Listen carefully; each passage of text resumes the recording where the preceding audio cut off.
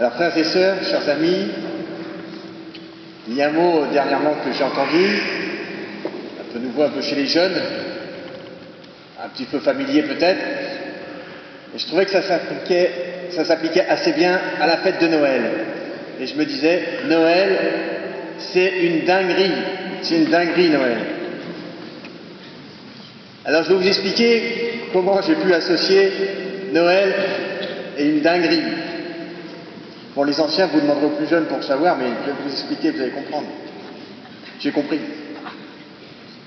Dans la première lecture, nous avons le prophète Isaïe, nous entendons chaque année le peuple qui marchait dans les ténèbres, les habitants du pays de l'ombre. C'est ce petit peuple d'Israël qui attendait d'être sauvé. Et je dirais tout de suite, évidemment, toute ressemblance avec nous est tout à fait normale. Car ce petit peuple d'Israël, eh bien frères et sœurs, c'est chacun de nous, c'est nous. Comment leurs affaires allaient-elles s'arranger? Ils ne savaient pas bien.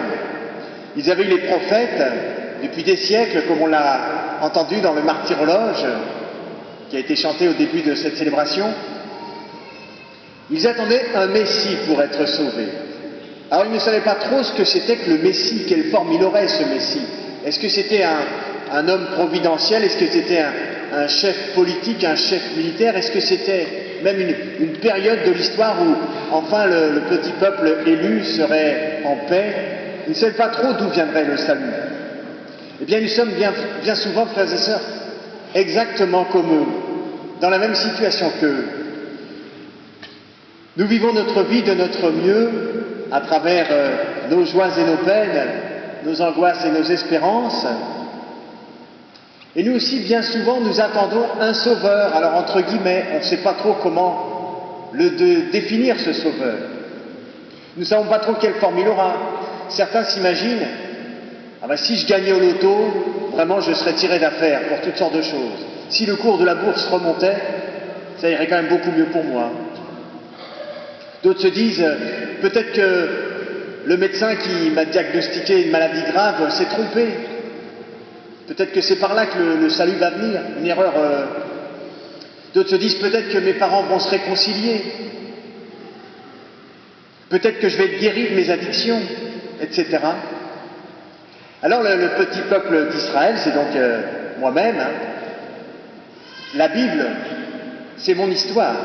L'histoire sainte, comme on l'appelle aussi habituellement, c'est aussi mon histoire. Alors le petit peuple d'Israël, mon histoire, moi-même, se tourne vers Dieu. Il tourne son cœur vers Dieu. Exactement comme un enfant qui est face à une épreuve, il appelle sa maman. Il appelle sa maman pour qu'elle vienne l'aider. Avant de vous donner la suite de l'histoire, je vous raconte une petite parabole pour nous aider peut-être à comprendre bien cette histoire de Noël.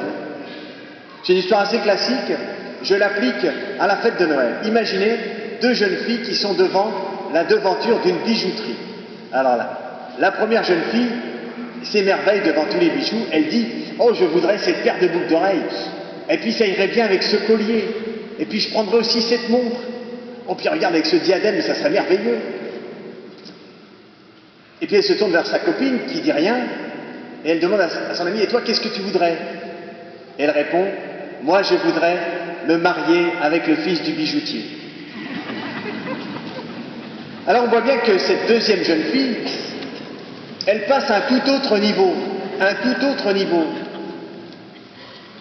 Si nous sommes là ce soir, frères et sœurs, c'est parce que nous espérons que le Seigneur puisse nous donner quelque chose.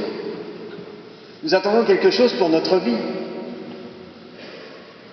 Alors certains demanderont la paix, d'autres demanderont des boucles d'oreilles, certains demanderont la réconciliation ou un beau collier, une embauche, une guérison. Et Dieu qui est bon et qui nous aime tous, donnera à chacun pour le mieux.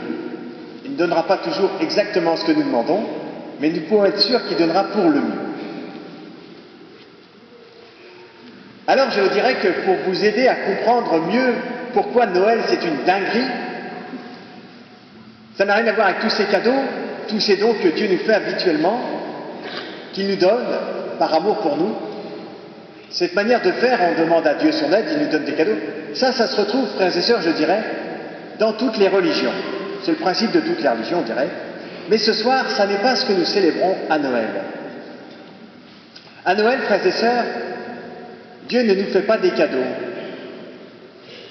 Il n'envoie pas ses anges pour s'occuper de nous comme il le fait, je l'imagine, très souvent.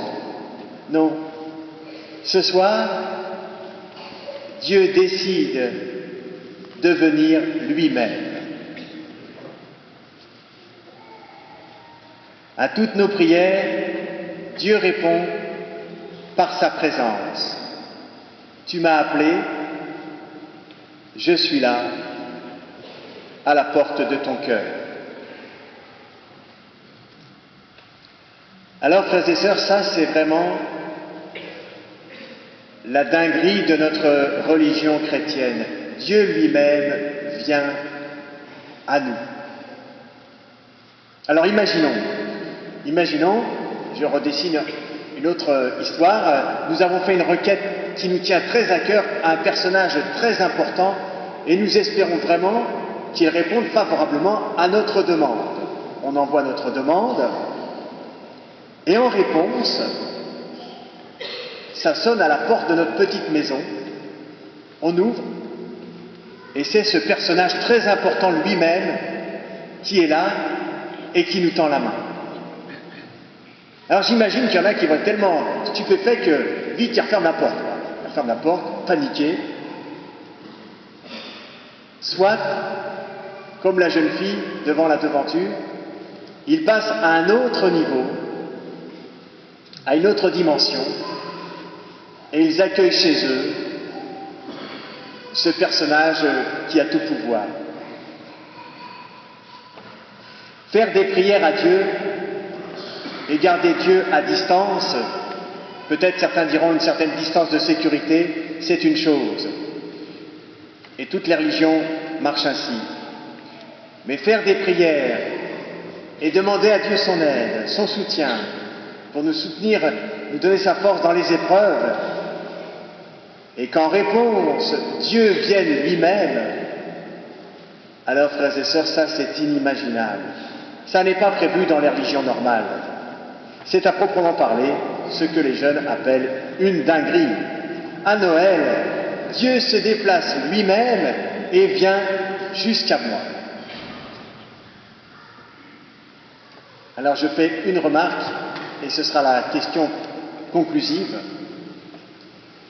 Si Dieu s'était présenté face à moi, dans sa grandeur, dans sa divinité, dans sa gloire, alors j'aurais été instantanément anéanti.